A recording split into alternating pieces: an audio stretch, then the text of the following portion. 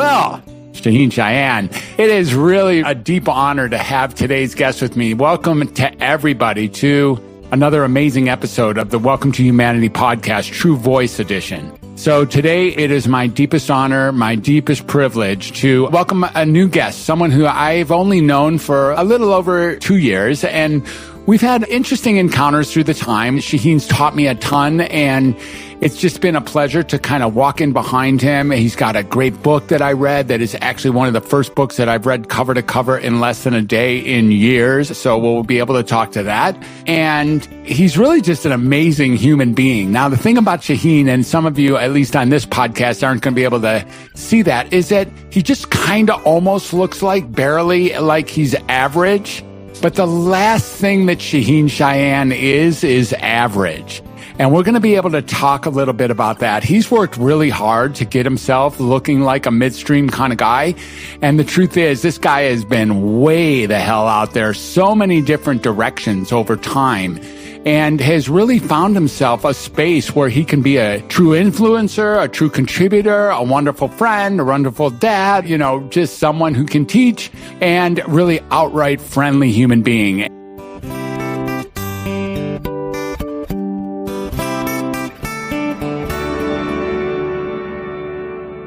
It's just a pleasure, brother, to have you on this call with me. Welcome to the Welcome to Humanity podcast, Shaahin Cheyenne.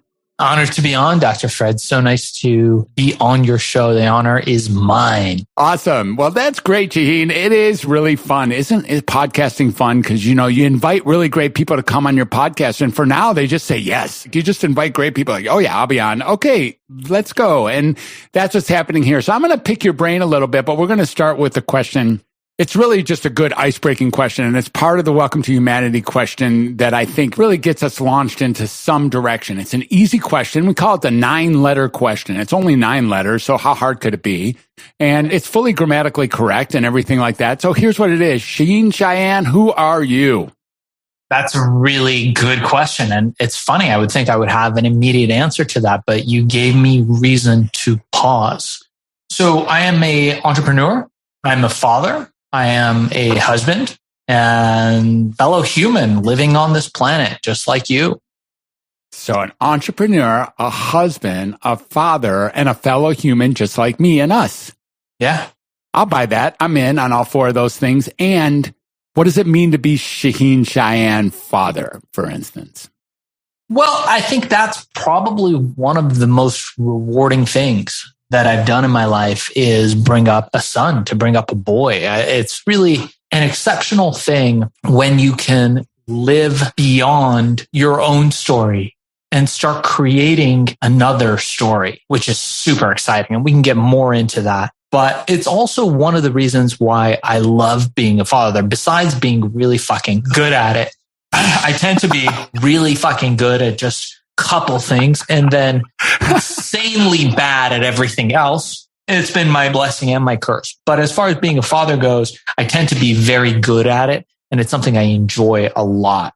Well, one of the things that I'm caught up with when I think about you is, how old is your son now? He's 8, right? He's 8. Yeah. So one of the things I think about when I think about you is your past, is, your book talks a bit about your upbringing and where you were born and what was going on in your family and the things that led up to your teens, which were as extraordinary as anyone I've ever heard. And I'm sure as extraordinary as anyone's ever heard. But before we get to your teens, let's talk a little bit about, are you seeing yourself through your son? Do you get to see what you now get to heal about yourself? Or what is that experience like for you? God, he's so much better than me. He's so much smarter. He's so much quicker. It's kind of like seeing me 2.0 and yet him being his own person. I mean, I look at him and I can see his weaknesses because he's only 8, and I can see his strengths, and I can see where he needs a little bit of a push and where he needs to pull back a little bit. So I can become an effective coach and an effective guide for him on his journey. But the person that he is going to become is very unique and is his own journey. It's interesting. The writer Khalil Gibran, who's one of my favorite writers back in the day, poets, a Lebanese guy, said something to the effect of, our children come through us, but not from us. which I think is such an interesting statement because they really are their own people and we can influence them, but ultimately they're going to make all the right decisions themselves or all their own decisions and having to live with those consequences. Absolutely. Well said. And when you look at your son and you consider maybe he gets to make all the right decisions, you get to influence him. You're really fucking good at being a dad. It's something that's deep passion for you. When you look at him speaking or him saying or him asking questions or him being curious or him purely exploring those things which he doesn't understand yet, what's your stand on that? You know, some dads, I'd imagine it's not you, but some dads are like, kids are meant to be seen and not heard, or shut up and eat your dinner, or that's enough of you. I've had a long day. I'm guessing nothing like that ever will come out of Shaahin's mouth. But what is that? No, look, I think part of being a man and being a husband and a family guy is selecting a good quality mate. I think that's important for both people, but you know, I can speak as a man because that's who I am. And so a kid's upbringing has two parts. One is you as his father, and two will be the mother and her belief system and her bringing him up. So if you choose a mother and your belief systems don't jive, then you're going to have some issues because that kid's going to have some confusion. You got to be on the same page. As far as me and how I instill guidance on my son, it's really allowing him to make his own choices. And I teach him like, dude, you need to make those decisions yourself. It's kind of like what we talk about when we teach people how to influence people in e-commerce and Amazon. You know, I have this course where we teach people how to make money on the Amazon platform. It has to do with influence. And if you shove something down somebody's throat at a certain point, especially if they're cognizant, if they're self-realized to some extent, and right around 8, they start to become self-realized. Yeah, they start to understand that they're a human with free will. And if something is being forced upon them, they're not going to appreciate that. And that is the foundation of the rebellion that you're going to have when they hit their teenage years, for sure. Everyone's going to rebel in their teenage years. You know, it happens. It's one of the predictable life crises that Gail Sheehy writes in her book Passages. I'm sure you've read that as a psychologist. Great book, by the way. I read that when I was studying human psychology and NLP, because it's a great way to predict the next stage in people's lives. So you can look back and see that we're so ununique just from the perspective of being humans. But I look at him and I start to see him making his own decisions. And I see my role as giving him the tool sets to make the right decisions, not to force him to make my decisions like my parents tried to do. So I think it's a little bit of a shift in thinking. But I think if you do that, then you become a coach. Then your kids can rely on you. And of course, there's all that stuff of trust and open communication and being, you know, not their friend, because you need to be the parent. Kids don't need you to be their friend. They need you to be their parent. And there's an element to it where you are their friend as well, of course. But ultimately, they need that firmness, particularly from a father, to kind of gently nudge them back into line when they get out of it, especially boys. That's kind of how I've been handling fathering. And, you know, I don't read fathering books and take fathering classes. It's something that I feel comes intuitively. Now, the third element of that, now that we're talking, really is going to be cultural. So I'm Iranian Jew, and there's two cultures there bringing into that. And I'm not terribly a religious person, much more so a cultural person. But when you look at it and instilling your cultural beliefs and allowing your child to choose from the ones that are beneficial to him or her, you give them another form of empowerment. You know, Bruce Lee, somebody who I studied for years and was my childhood hero, even to the point where I went out and seeked out his prodigy and business partner and started to take classes from him, guy here in Marina del Rey, would say, absorb what is useful, discard what is useless, and add what is specifically your own. And that's really the approach I take to life, the approach I take to business, and the approach I take to fatherhood.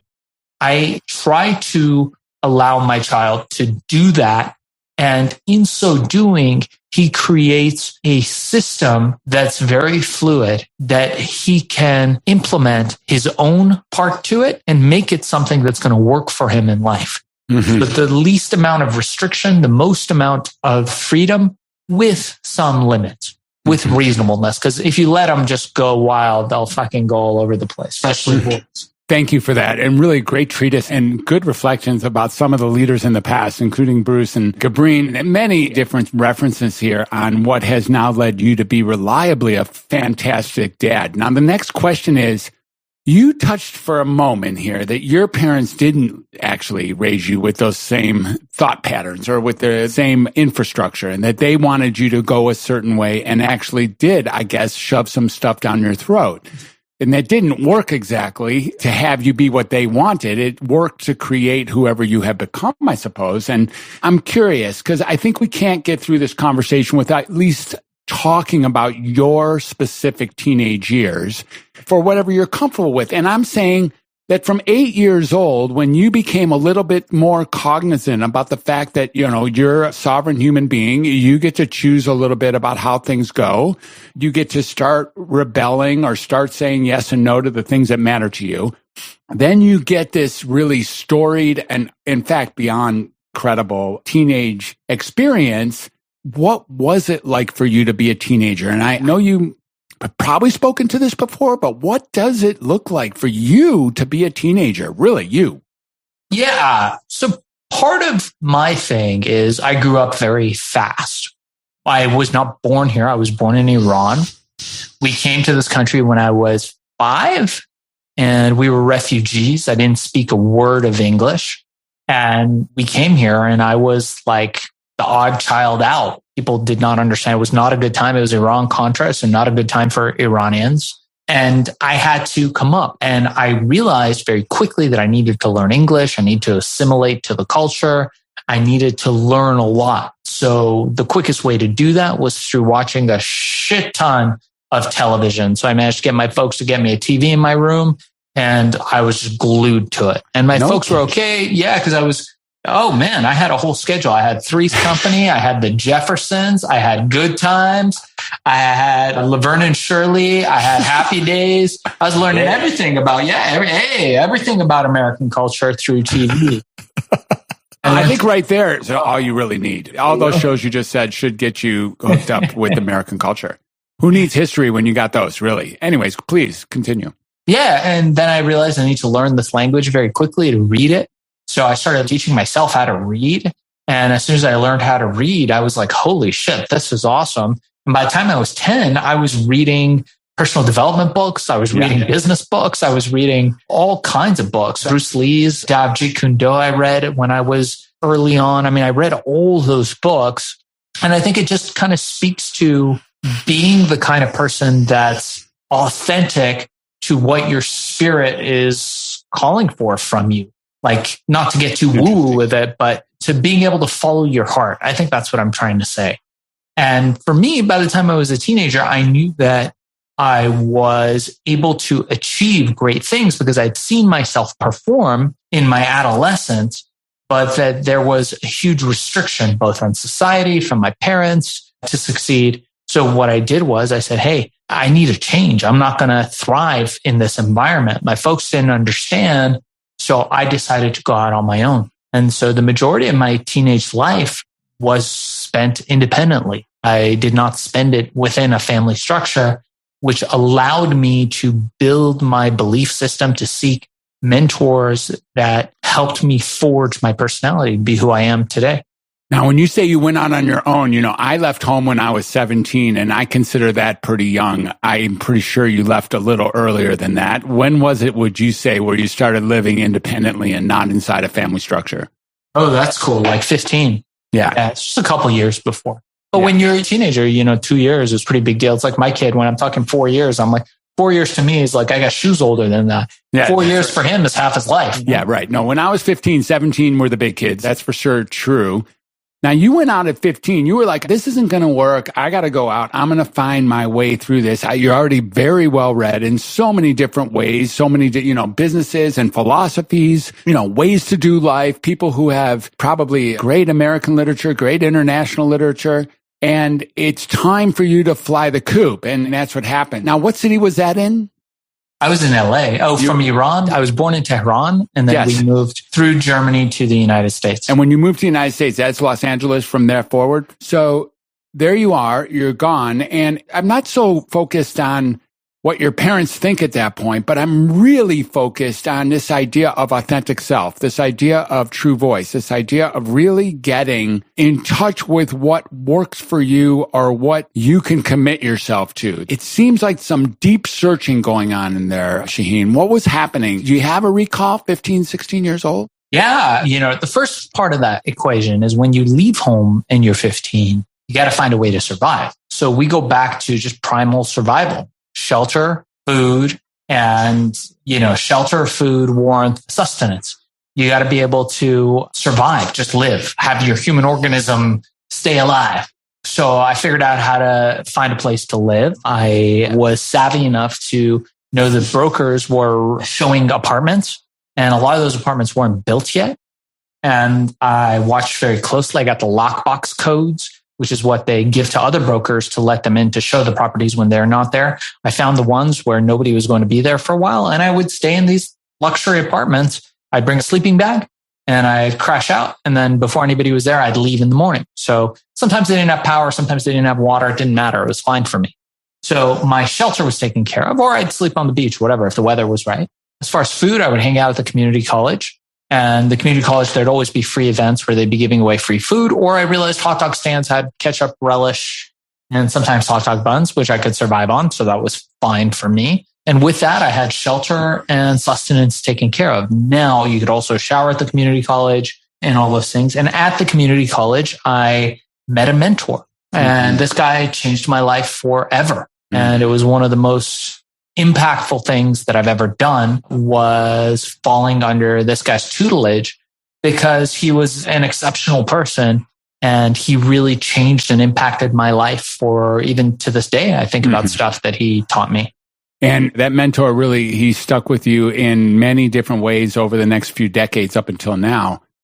All of a sudden, some very cool stuff happens to you, or what seems like very cool stuff, where you become, we can fast forward a little bit, but you become kind of internationally known from a guy we just heard about who's like making sure no one's looking while he's stealing a package of ketchup and living in an apartment that's not dwelled in and hurrying out in the morning.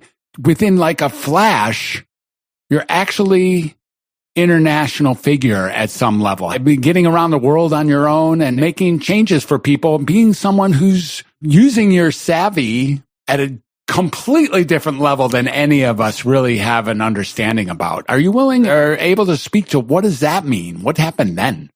Oh, right. So I got involved in the rave electronic music scene under the tutelage of this mentor.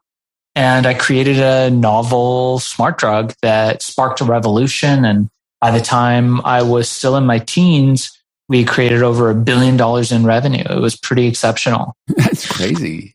Yeah, it was a crazy time and lived a crazy life. I was doing press all the time. I write about it in my book that you read, Billion, How I Became King of Love the book, by the way.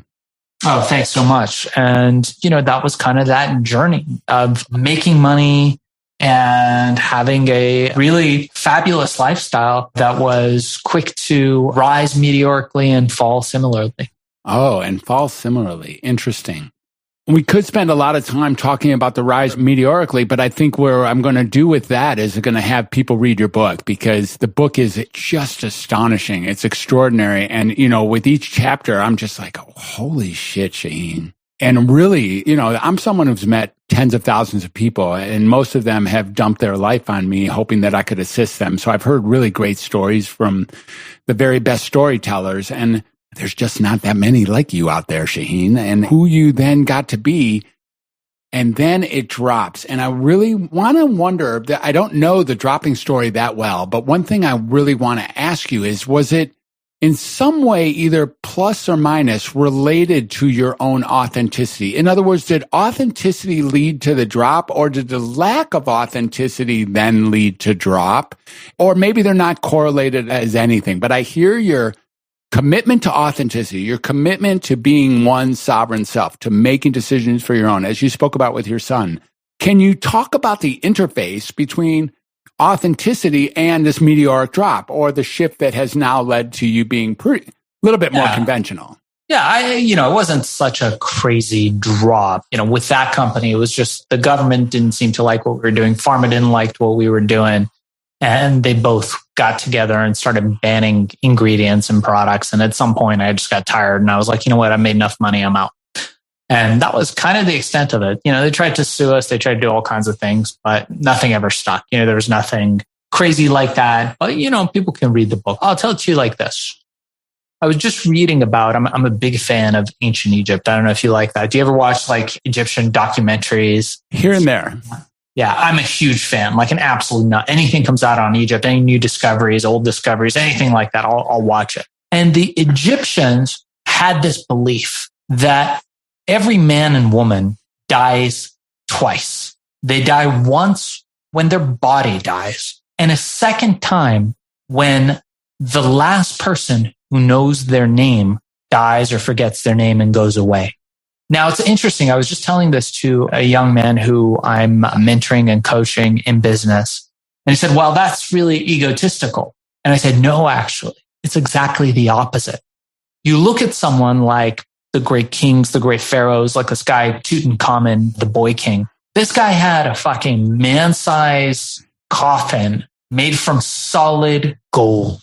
Now, albeit primitive, sure. But here we are, thousands of years later, and his name is still on our lips. Not just on our lips. There's buildings built with his name. He's still a major player in the game, for sure. So they would argue that he's still alive.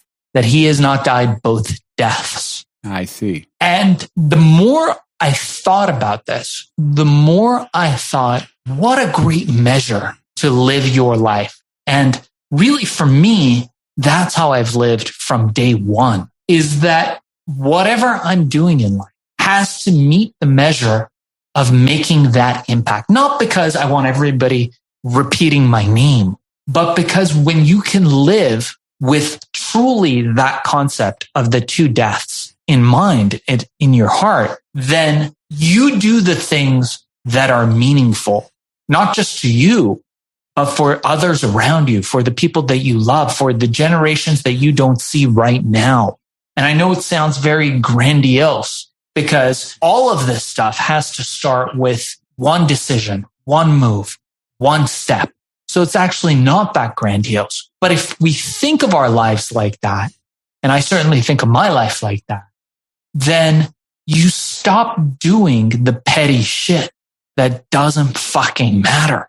And you have a broader view of the world as a whole. So when we look at these guys, you look at these ancient Egyptians, people are like, oh my God, look at them. They're buried with all their gold and they're buried with all this shit. These guys were idiots. No, they were fucking brilliant because they knew 2,000 years down the line, some fucking schmuck is going to open my thing up and he's going to remember me.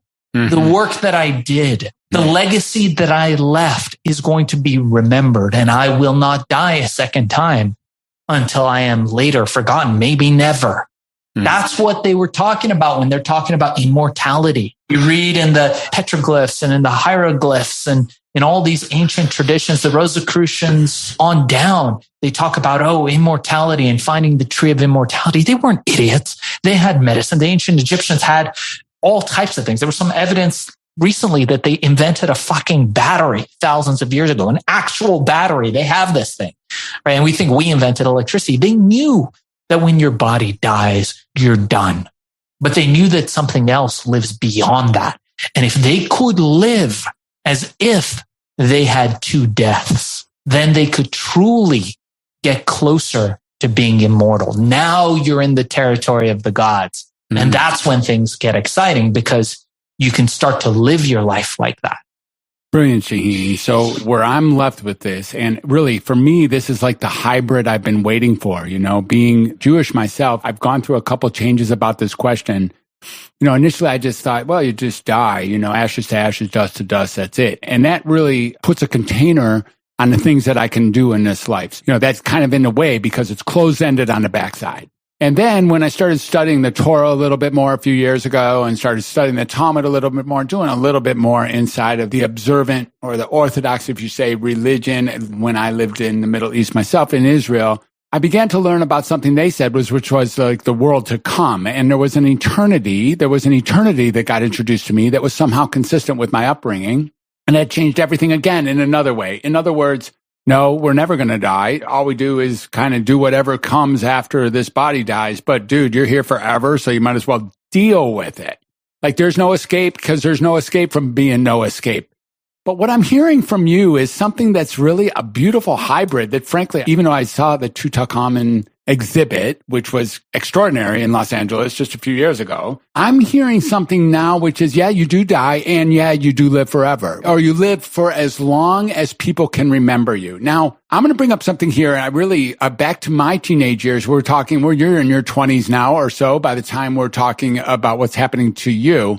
In my 20s, after I dropped out of school the second time, I started working in a state mental health facility. And for the first 9 months of that, I was working with kids. And for the first 9 months, I was just terrified every day that I went to work. Terrified I'd get my ass kicked or made fun of or ostracized or found out from a fraud I am or whatever. And that day changed when the last patient who was there when I got hired got discharged. In other words, when my seniority was longer than any patient there, so that I was now, all of a sudden, I was someone, it was my space now. Nobody was there when I began. I was now living in a world where this was mine. It was like the next generation.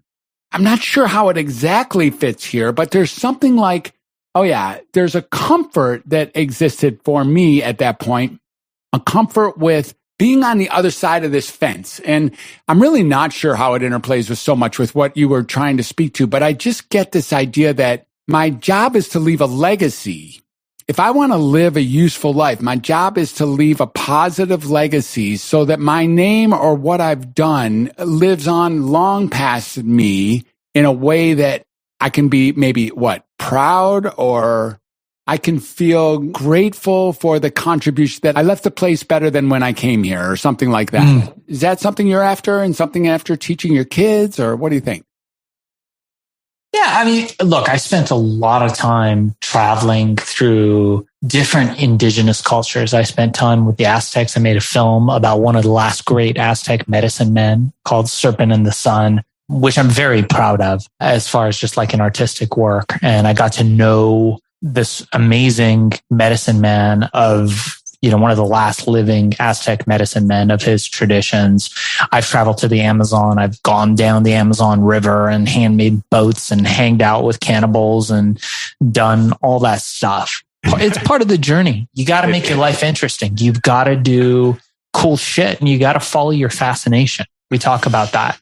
But ultimately, I think it's all part of it. It all feeds into being there's a great book called Ishmael. Did you ever read this book? I did not read the book. Okay. Yeah. And Ishmael is about this. I think they made a movie about something like it, but it's about this like gorilla that starts talking and he becomes kind of this mentor to this guy. I think this was written probably like in the 1920s. Fantastic book.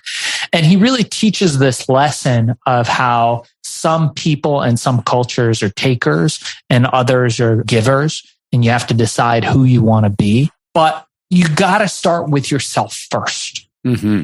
That's the first thing that I was always taught and something that I still practice to this day. I don't teach anything that I don't do myself.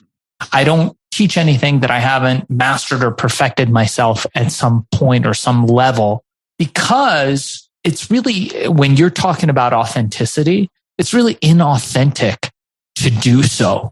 And there's a lot of people out there who do it, even in the Amazon space. There's guys that everyone's got an Amazon course now. But I'm like, no, that's all we do. We make money on Amazon and now we're going to teach people how to do it. That's how you become authentic.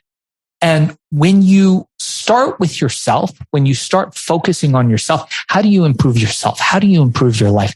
The world around you improves by the energy that you bring. So true. So there's so many people that are worried about, man, I want to help out the environment and I want to save the whales and I want to save the pygmies and I want to save the trees. I'm like, dude, your life's a fucking mess. Go deal with yourself first. Go take care of your own house. Make yourself well. Go create wealth. And by virtue of your success, the people around you will become well too.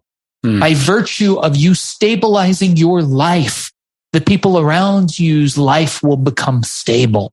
And that's how you win. That's how you improve the world. You start with yourself. As famed pedophile Michael Jackson would say, look at the man in the mirror. Wouldn't it be cool if people started just referring to him as that? It would be awesome. Alleged pedophile, so nobody sues me, but there you go. There you go. Thank you. So from Amazon to Amazon, from the Amazon to Amazon, you go. And, I know when people look you up on Wiki, I'm pretty sure that film that you did is actually the top line of, who you get to be. When I looked you up the first time, attempting to make sure that entering your space would be safe, that's what I saw, is that artistic endeavor was the one that you hold out perhaps as your greatest feat or the one that you're most proud of. Is it the thing that you're most proud of? No, the thing I'm most proud of is my son. Of course it is. That is the number one thing. But I have my hierarchy of things that are important to me, and it's family first. Always, forever. That's what I'm about. I'm a family guy and family first. After that's friends, then it's work. And it doesn't matter what I'm doing. I could be making movies. I could be writing a book. I could be detailing cars. Doesn't matter. Whatever I do, I'm going to bring that same level of excellence. And I tell people this all the time. You have to have your work. You have to have your home, your family life, but then you have to have your fascination.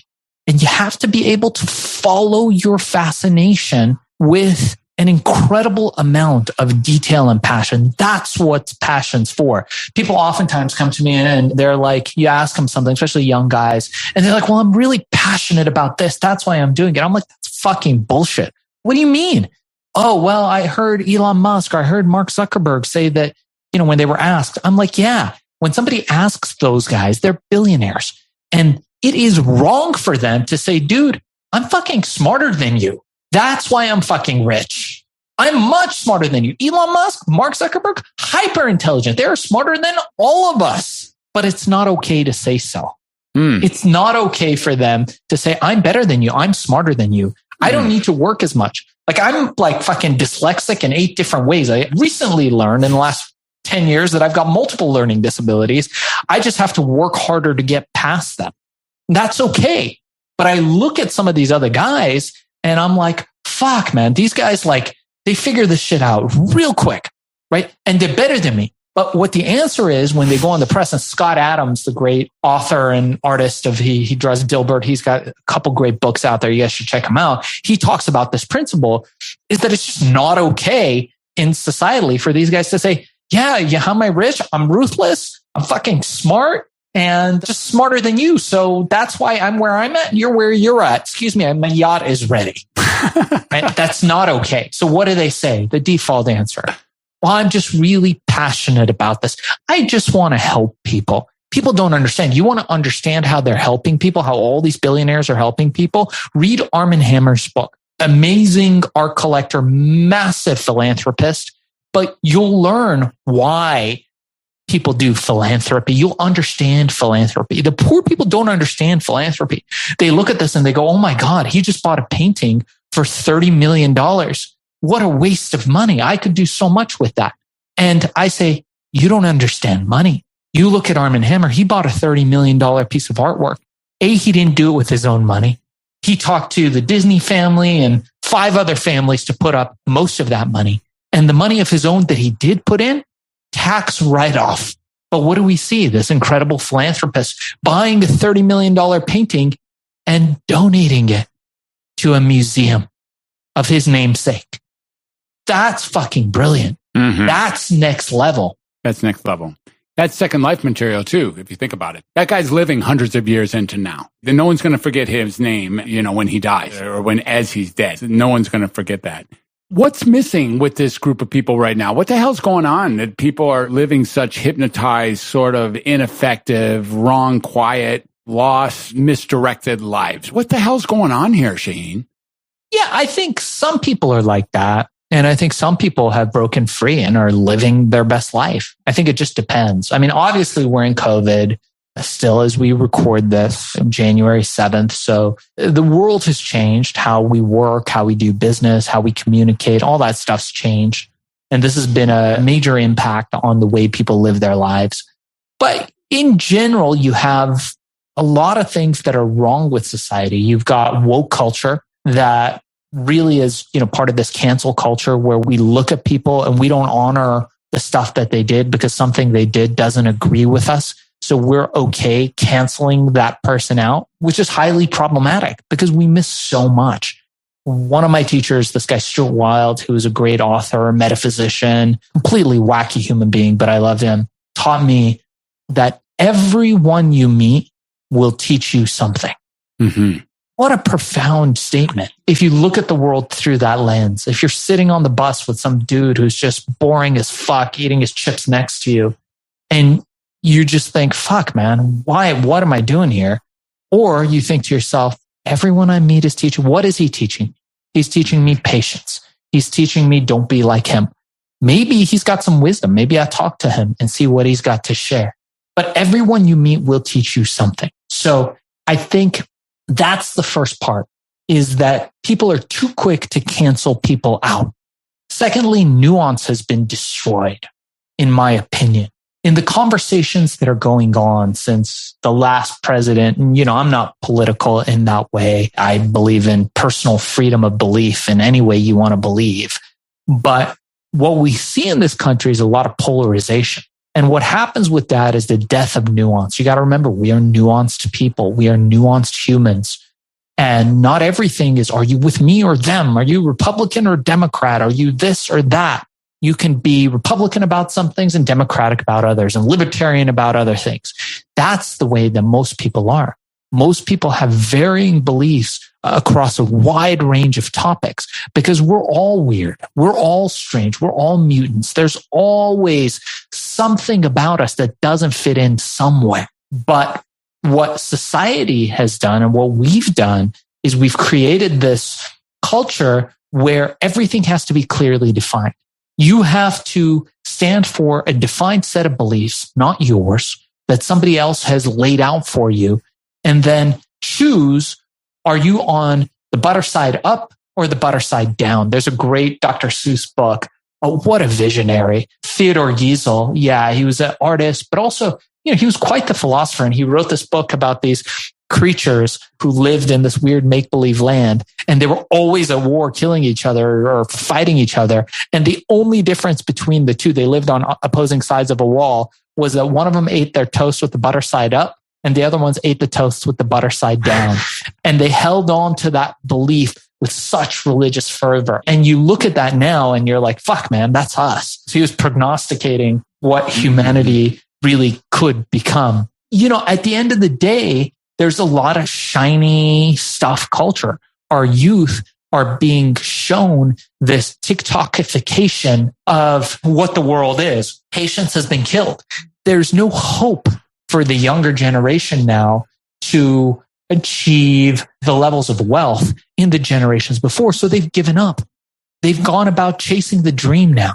So they like to travel and chase experiences and look at TikTok and the 5-minute thing and buy the course from the dude that's going to make him $1 million overnight and have him driving the Lambos and the babes in the jacuzzi behind them. And they've missed out on the journey. And that's what's lost. What's lost is the journey. They've given up on the destination. That's a lost cause. They forget about that. Most young people don't even want to drive now. That's an incredible statistic. If you look at the number of people who in the 80s wanted to drive of youth and the people now who want to drive, they don't even want cars, much less so have any hope of achieving and amassing this legacy wealth that we talk about. So it's an entire generation that's already died their second death before the first death has died. That's amazing. So yeah, they really have. They kind of have traded it in, cashed it all in before they actually left this planet. I guess, you're living into a culture with your son. You have a son who's underneath the millennials now, younger than this group that's been already killed off before they leave the planet.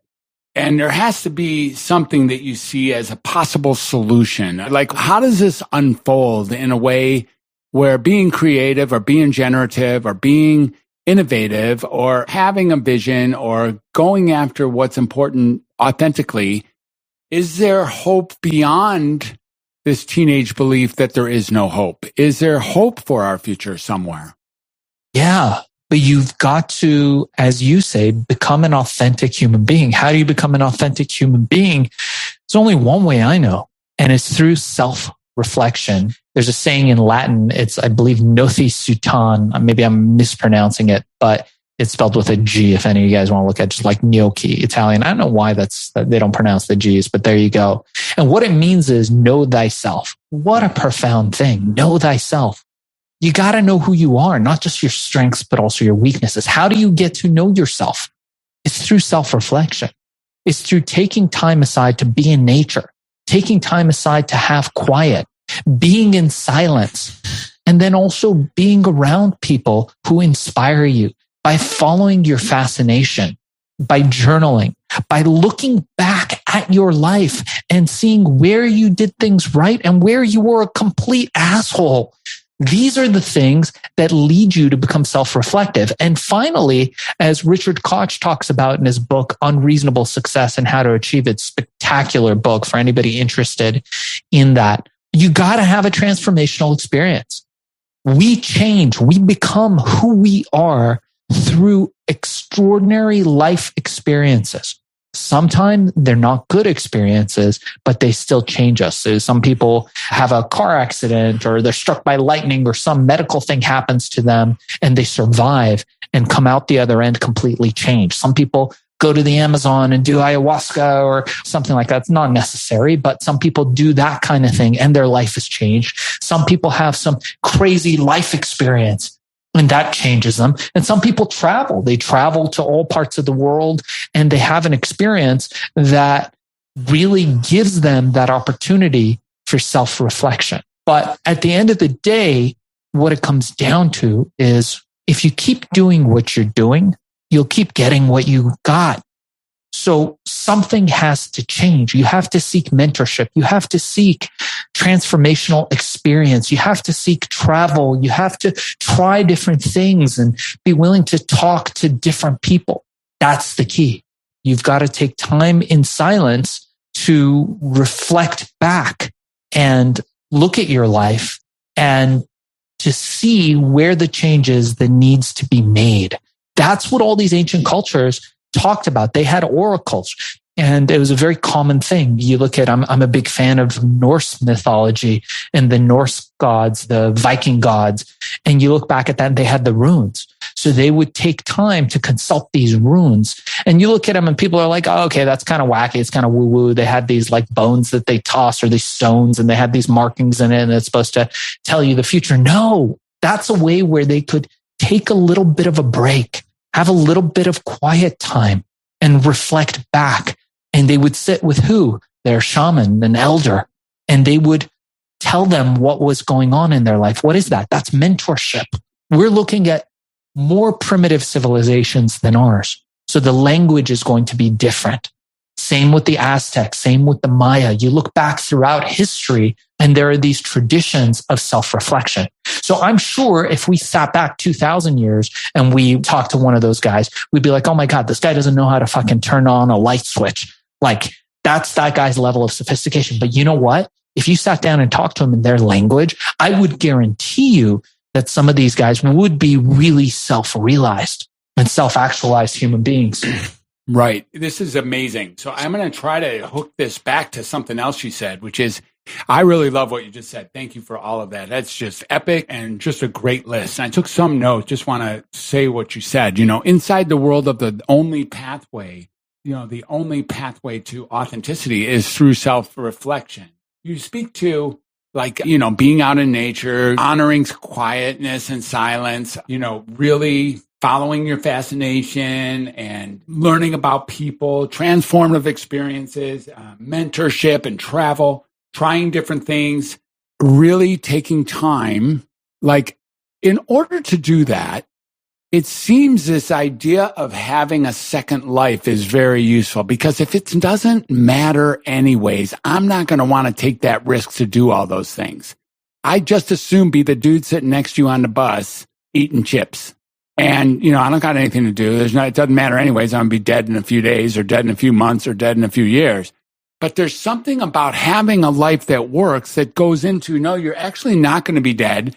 And all these things that you think are a threat to your livelihood can be overcome by taking on these sovereign projects that are built on the notion of self-reflection. Where does these kids going to find this motivation to actually be self-reflective? Does that, why should they be when it doesn't effing matter anyways? Yeah. Well, I think by seeking that, by looking inward, then stuff does start to matter. That's right? Yeah. I think that's the answer. So you take the step. It's almost like walking off the cloud gets you to the next cloud. Like you take this step into the unknown and things start to matter a little bit. They start to matter a lot. Yeah. So what should we know? What is it that we should know about? Look, I see you, and there's part of me that giggles when I see you, because I see that you've done all this. You've had a life or 2 or 3 or 5 up until now right here on this planet. And you really do carry out the image that you're just kind of a normal family guy. Like you have found yourself to a space where you look the part of being almost non-controversial in how you walk through the world. And yet your mind is working in multiple different realms all the time. You're looking for the way to achieve success, to be a massive contribution, to live a long life, long past your own death. How does one learn how to be both accepted centrally and at the same time be out on the fringes, saying and doing things that people just don't naturally do? Can you put together that you might be an example of that kind of person? Yeah, man. I think you can't care about what people think of you, ultimately. Thank you. Ultimately, really, you can't live your life like that. I know people who do. I am not one of those people. My wife, much more so. She's a publicist, works in human rights and that kind of thing. And so she's always like watching me and she's like, oh, don't say that. No, but I'm like, I'm going to be who I am if I'm talking to you. If I'm talking to somebody else, if I'm talking to one of my buddies, if I'm on a big show, I did Adam Carolla's show not too long ago, if I'm talking to him, if I'm on the news, whatever it is, this is who I am. Take it or leave it. Like, this is who I am and I don't give a fuck. Now, some of that freedom comes with having fuck you money. So when you have fuck you money, you don't really care. You want to cancel me out? Cancel me out. It doesn't matter. You want to not buy my book? Please don't buy my book. It doesn't matter. I didn't write it for you. If you don't want to go see my movie? Great. Don't see my movie. It's fine. It makes zero impact on my life. But the people who get it, the people who understand, the people who feel the energy that I'm putting out and respond in like, they'll be drawn to me. And together we can do some great shit. We can make some real change, some impact in the world and get ourselves a little bit further away from that second death. While all those other people, the haters, the trolls, all the woke cancellation people, all those people are forgotten. Interesting. Yeah. Beautiful. Shaahin, what is your hope for the next 5 years? Wow. So forecasting is something that's very challenging for me. So first and foremost, I'll tell you, one of my superpowers as a human being is spotting trends. I'm really fucking good at that too. I think we covered 2 of my things. 2 things. I think that's about it. I think that's all I've got. Good father and spotting trends. Yeah, that's it. Great father, spotting trends. Everything else I'm really, I think mentally disabled with. But outside of that, clinically, I'm sure you could diagnose me after this. But outside of that, I think in the next few years, we have a lot to look forward to. I think the world is evolving. I think COVID has really changed the way that we work. We've realized that, hey, man, we could work from home and not be complete bumbling idiots. and that there's different ways where we can conduct business. E-commerce has blown up.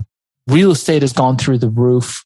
People are realizing that financial freedom is much more achievable than they think. We're learning that we're pretty crafty with our resources, with our medicine, how things get done. Again, not to go into politics or any of this stuff, but the rollout of the vaccine from our perspective is like, oh my God, it took fucking forever. It took 2 years. And if you look at it from the perspective of history, never has there been an advancement like that deployed that rapidly with that much technology and that many minds applied to it. Whatever you think about the vaccine, whatever your opinion is about that shit was rolled out in unbelievable fashion. We are at the height of human technology.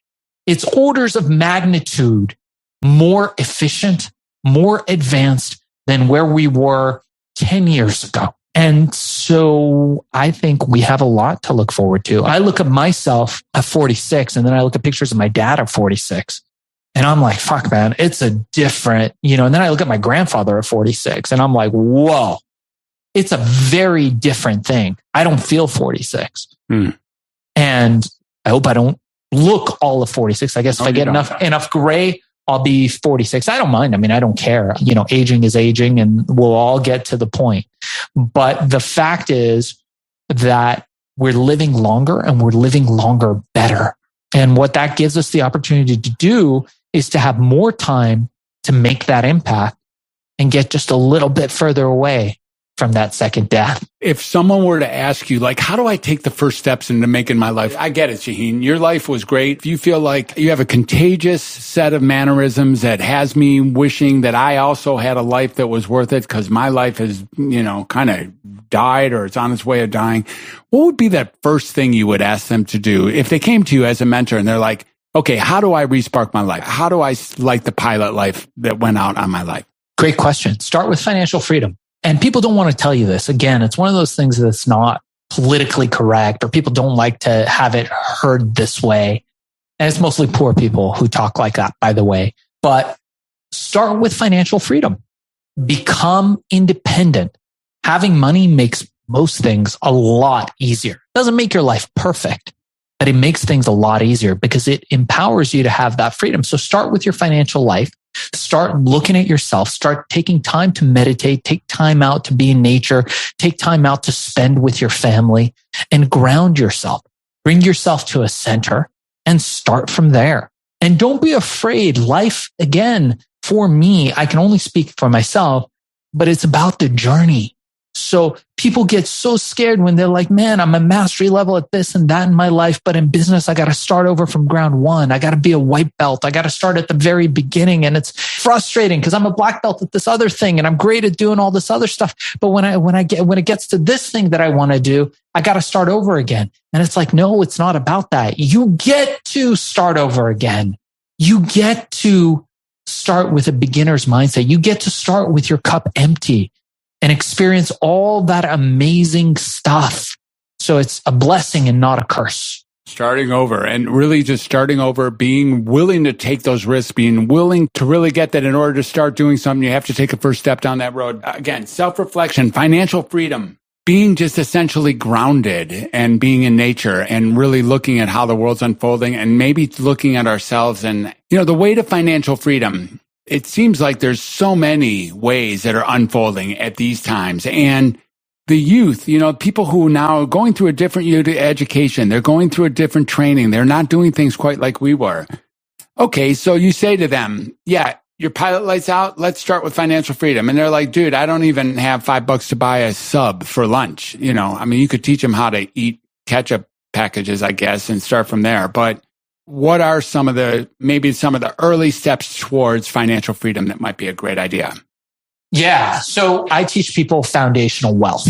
And what I teach in foundational wealth is pretty straightforward. Start with building out your foundation. The first part of the foundation is you're going to need to have a career, and that career or something, a trust fund, some way where you don't have to worry about money, some nest egg. Okay. When you're not worried about how to put food on the table, when you're not worried about where your next meal comes from, how little Johnny's going to get his diapers, you are in a much better place to get into that white space and self-reflect, to figure out what you want to do, to follow your fascination, and to make money. The second part of that process is you want to start looking at, you don't have to get involved in it right away, but cash flow positive real estate. There is more wealth made in real estate than most other things, stable wealth. The third part of that is get into stocks and compound interest, invest into markets and learn how to do it. Start small, start practice accounts, learn how to do it, but put your money in something that is going to create compound interest over time. And the fourth pillar, table with 4 legs, good. Table with 1 leg, you're a tripod. So really try to have the 4 legs, is having an e-commerce business. And we teach that. If anybody's interested, reach out to me. My direct email, darkzess@gmail.com, darkzess@gmail.com. I got a 1-hour crash course on how to sell on Amazon. Anyone's interested, we teach you how to find a product, how to start an e-commerce store. And it's normally $200. We'll give that for free. If you use the code word humanity in the subject heading, just reach out to me. Also, FBAsellercourse.com, FBA for Fulfillment by Amazon. Check us out on Hack and Grow Rich, wherever podcasts are found, and on YouTube. Make sure to subscribe and like. Check us out on Instagram, also Hack and Grow Rich. And if you're interested in my book, it's Billion, How I Became King of the Thrill Pill Cult. But that fourth pillar is going to be e-commerce. Start an e-commerce business. Start some real estate there and go from there. Brilliant. So I'm glad, I was thinking, well, when am I going to ask Shaahin to give me all his credentials? And so we got that piece. I get to put a checkbox in there on exactly how to find you and exactly how to follow you. And really, maybe more importantly, exactly how to learn from you. And that's what I do every day with you, Shaahin. It is a true honor and pleasure to have you as a mentor, as a friend, as a colleague, as a fellow human taking a trek through this crazy world. So thank you for being here. Thank you for being on Welcome to Humanity. Is there any closing comments you have for any of our listeners on either side? Yours, mine. It turns out that we now have a whole family, yours and mine, watching and being with us. Anything you want to say to us? Follow your heart and really get to know yourself. You're probably, even if you're an asshole, you're probably a pretty cool person somewhere in there. So find out who that person is.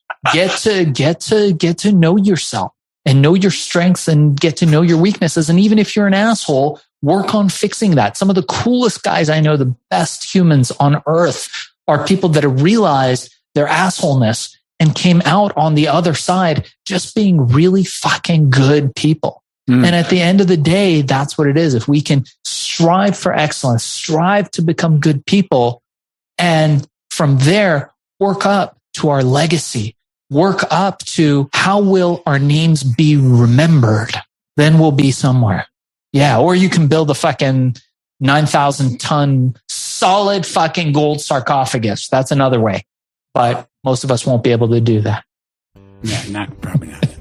Shaahin, thank you so much for being with us today. It's just been a deep pleasure. And for us listeners or your listeners who hung around this whole time, thank you for really appreciating this great conversation. I love talking to Shaahin. There's part of me that wishes I was Shaahin, and now I forget, I should probably work on me first and I'll be Shaahin in the next lifetime. And for all of you who are really here and have enjoyed this, it's the same thing. It's like Shaahin is such a great example of Welcome to Humanity and such a great example of what happens when you bring true voice.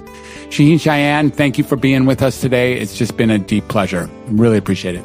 My honor, Doc. Thank you so much. Have a great, great week. You too. Talk to you guys later next time. See ya.